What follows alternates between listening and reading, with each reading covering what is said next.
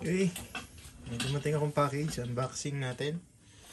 Natin kung ano to.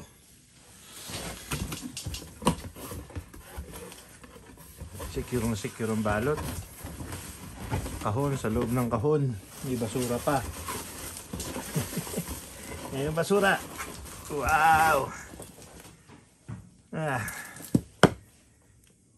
Discovery Original Manufacture. H624 by 44 SFFFV. Fresh Poker Flame. SF. Buksan natin. Silyado.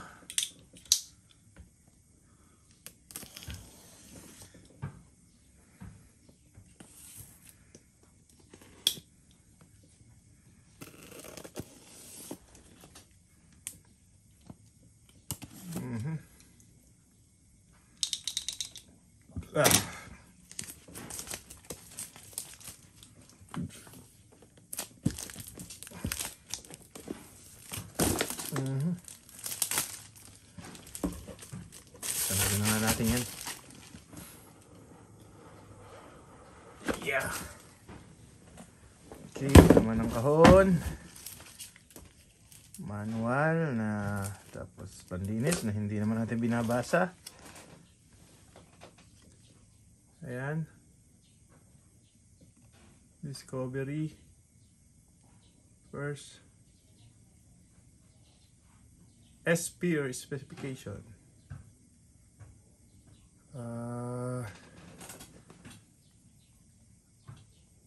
First Poker Play. Illuminated. Yes. Illuminated po siya. Espir. Discovery. May kasamang rail na 30 by 22. So, standard po yan.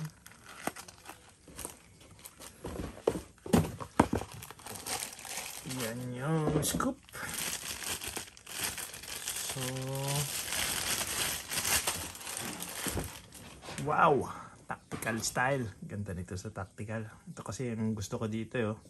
Yung flashlight.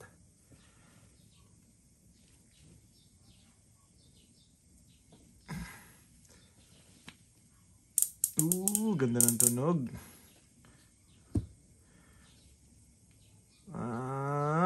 Medyo matigas ang kanyang zoom para ding mga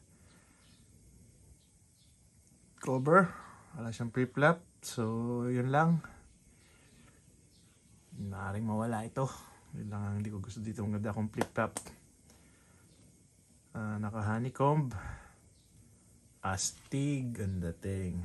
Pero, yung parallax wheel. Teka, tingnan nga natin kung kasya yung parallax. Hindi lang. May kukunin lang ako.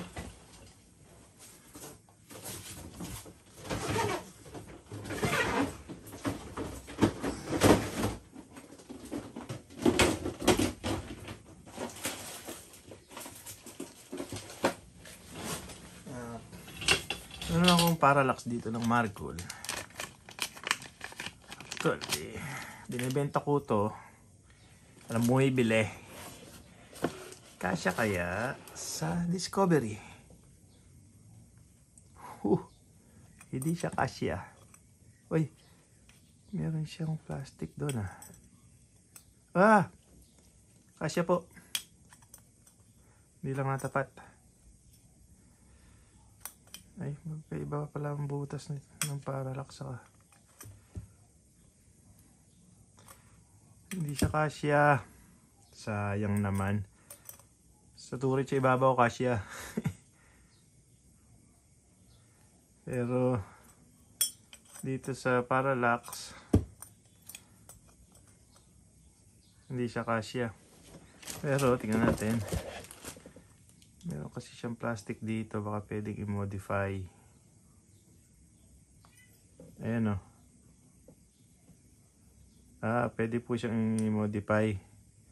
Yung plastic na to, mamachine mo lang ng konti para pumasok siya. Konting-konti lang. Ayan o. Dito kasi pasok eh. So, mamodify ko na lang to. So, papasok siya para maganda tingnan naman. 'Di ba? Para magandang tingnan, may parallax. So, mamodify natin to. Original to na Marcool. Yan. So, yan lang. Illuminated. So, marami namang review nito. Kakabit ko to.